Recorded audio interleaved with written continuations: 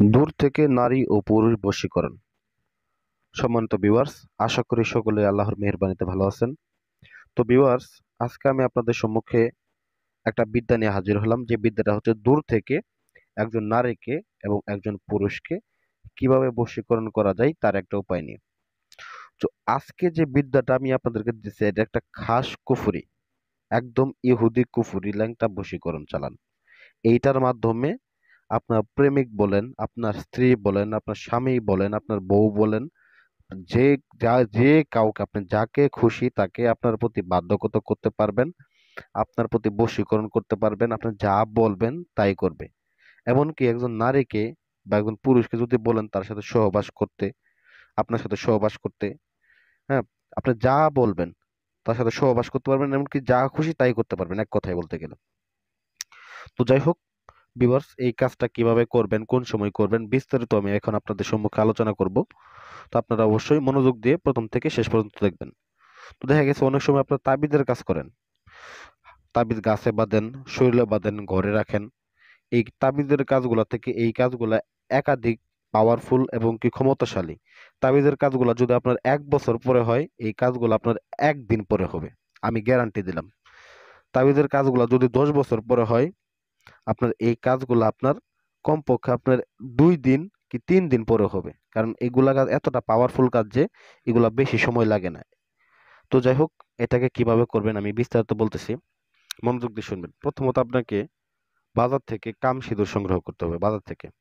আর এই নকশাটা তো অবশ্যই লাগবে। আর যাকে বশীকরণ করবেন তার নাম, সে যদি ছেলে হয়ে থাকে তার বাবার নাম, মেয়ে যদি হয়ে থাকে তার মায়ের নাম, এই জিনিসগুলো তো অবশ্যই লাগবে।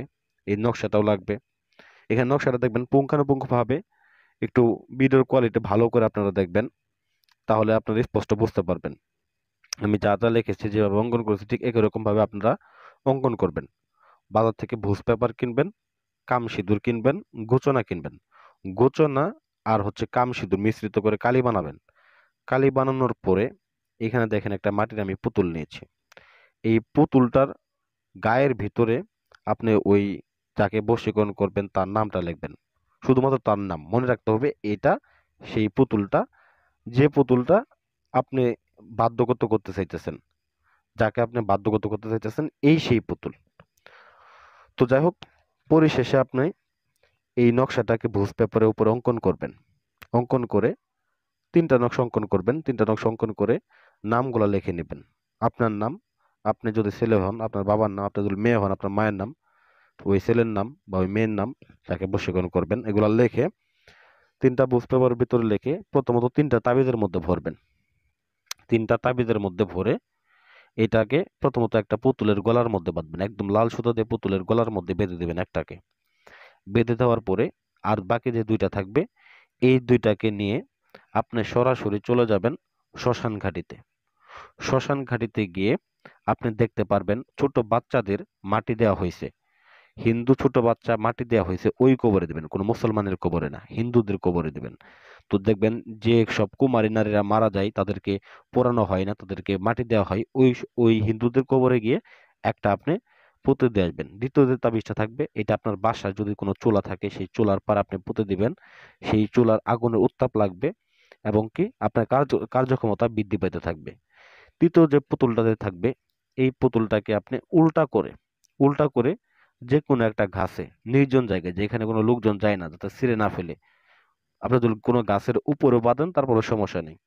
তো এটাকে একটা গাছের উপরে উল্টা করে পায়ের মধ্যে বেঁধে, শক্ত করে লাল সুতা দিয়ে বেঁধে উপরে টানিয়ে দিবেন, যাতে করে এটা ঝুলতে থাকে।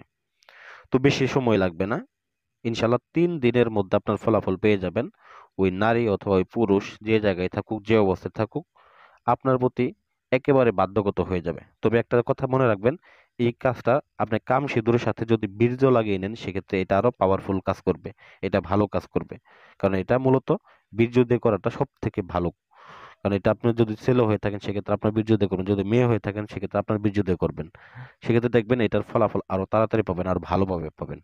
তো যাই হোক ভিউয়ার্স, আশা করি ভিডিওটা ভালো লাগবে।